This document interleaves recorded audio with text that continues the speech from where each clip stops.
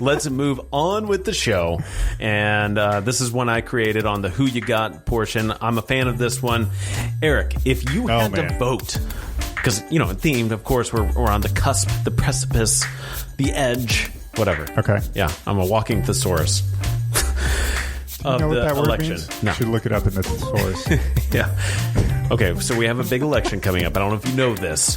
So I want to just make I haven't heard sports themed. Everything that's going on. If you had to vote for one pro sports to be president, who'd you vote for? The sport themselves or an athlete? No, an athlete. Oh. The actual person. Okay, and now do they have to qualify for that? So No, they have to be like no, 35 If you- U.S. citizen? And, No. Because you're voting for an athlete. Okay, I'm just making sure. No, you toss all that stuff away. Okay. If you So had to just pick, in general. though, out of the realm, who would you want to say, yeah, that's a leader? Oh, man, I really just want to say Gardner Minshew because I want to see the stash in the White House. Okay. he's President Camacho. Just, yeah, a little bit. Not as buff. Okay. It's Terry Crews. All right. Certainly going over vanity then for you. In all honesty, I would want to pick someone. Oh my God! As someone that's retired, I would love to look at Peyton Manning. I love that guy. Well, okay. I didn't clarify. I did want it current athlete. active. Yeah. My mind is just stuck on the NFL, so I'm having a hard time thinking of some other athletes. But I'm gonna go with Patty Mahomes. Interesting. I don't like his voice very much. No, it sounds like Kermit the Frog. Right. But is that any better than what we currently have? I think that's an important thing. I think people would vote on that. You buy a Sure. You buy wine or skateboard on the logo, or buy your beers with what's on the label. So the logo is a champion and a leader. Yeah, very true. Okay, you're not wrong. All right, I would vote for also a champion. My man, my favorite baseball player right now, Mookie Betts. Mookie Betts. That's a good one. You didn't have earlier. Ooh, I just thought of a really good one. Okay, lay it on me. Jimmy Butler. Jimmy Butler. Butler. That. Yeah. What he did with that team in Miami and his history of as being a complete no-nonsense player and only wanting leaders and the hardest work from his teammates, Jimmy Butler would be an excellent leader in this scenario. So I love it. Okay. I have one more also. Yes. Because I have a couple of things also to tie in with this. My man, Larry Fitzgerald. Larry Legend. How could you not vote for that guy? If that guy ran for office legitimately, I'd probably give him serious consideration. Yeah, I would too. He is a brilliant guy. Yeah. Amazing individual. And a team player in every sense of the word. Yeah. Now, I want to talk about that Cardinals and Seahawks game. We missed it in the open. How good of a football game was that? One of the best football games I've seen in my life. Yeah, it was great. Well, okay. This year, that's for sure. Right. It definitely didn't compare to that Rams-Chiefs game from a couple years ago. Sure. Yeah, which that was just awesome. The best game I've ever seen. All right. But best game of the season, for sure. Best game of the season, for sure, Seahawks-Cardinals. It had everything you were looking for. Yeah. Except for DK Metcalf actually scoring a touchdown. Now he was able to run down. Hey, I was okay with that. I was playing against him in fantasy, so that was great. But, yeah, I lost in a league where I had Lockett because the quarterback that I was playing against was Russell Wilson. Ooh. So, yeah. I made a little bit up. Right. But because it was Russell Wilson I was going against, it really, really hurt. Yeah. So somehow he scores 3 touchdowns. Teams were feasting, though, in that matchup. It was great. So exciting. For the second time, though, it was, I think, observed, at least that I've seen, it was observed and talked about by commentators that Larry, on a hurry-up offense, grabbing the football, giving it to the official, making sure, or the center has the ball, and moving the program along. He's just such a smart, cerebral player. Oh, yeah. Always has been. He's always been he's a big humanitarian. He cares a lot about his community. And yeah, I'm sure he would love to win a Super Bowl, but that's not what is most important to him, I don't believe. I think there's a reason he continue to re-sign in Arizona, especially when they had the absolute garbage years. He was the only bright spot. So, all right, I would. He's got my vote. Okay, into the Lightning standings, Eric. Your favorite part? We're gonna keep it on football because I think we said this in the last episode that. We're just making good on a promise, basically. The NFL, we're doing the standings. I think, though, next episode we got to at least touch on college, see what's happening there, because a lot of games have been college played. Football, it's moving college along. basketball. Yeah. College basketball rankings got released, so we'll definitely have to touch on that. And then, just check in on college football. I think that's awesome. So you good to take the NFC West, or the NFC, rather, the whole NFC? And we're going to start with the worst division so we can just move on from this garbage. That's why I wanted you to take it. Yeah, I know. Eagles, 2-4-1. Washington football team, 2-5. Cowboys, 2-5. Giants, 1-6. It's anyone's division, Eric. Technically, that is not an incorrect statement. No, of course not. I mean, even the Cowboys, as much as we, kind of pooped on them and to start this episode, they are one win away from first place. Half a game out. They're not even a full game out. They're half a game out because there's a tie with the Eagles. Love it. NFC West, the best division in football, hands down. Seahawks 5-1, Cardinals 5-2, Rams 5-2, and the 49ers are 4-3. NFC North, Packers lead it 5-1. Man, they look so much better this year. Yep, they look like a legit 5-1 team this year versus last year. They were like, this is a fraud of a team. Agreed. Followed by the fraud of the team of the Chicago Bears, somehow 5 2. Hey, that was still my pick, the dark horse of the North to win. All right. I mean, that defense is so good, but that offense is awful. Lions 3-3, Vikings 1-5. That is a surprise to me, to be honest. I really, really thought they were going to be a lot better than this, and they've been disappointment. NFC South 5-2 Bucks, 4-2 Saints, 3-4 surprising Panthers. They were able, after the first two losses, they put a couple of them together. And then the Falcons, disappointing Falcons, 1-6. Yeah, it's a struggle down there in Atlanta.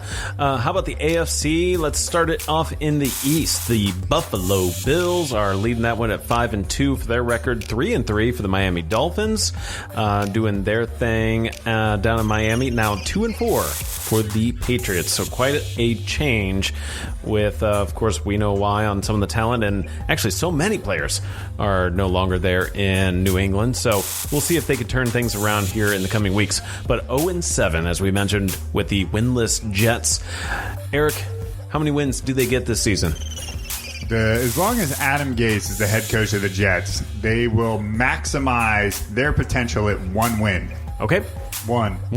You heard it here. Adam Gase, they will win that very next game. I don't care who they're playing. All right. So it'll be like free from Mr. Gase. Okay, it is lightning standing, so we're going to move a little faster. AFC North, Pittsburgh Steelers are 6-0, the only undefeated team in all of NFL. Baltimore Ravens, though, are sitting pretty at 5-1. 5-2, though. Can you believe it, Eric? Cleveland Browns. Yeah. Brownies. This is why I didn't want to. I did not make a bet on this one this season because you knew they could put together a few more wins, and they are proving it.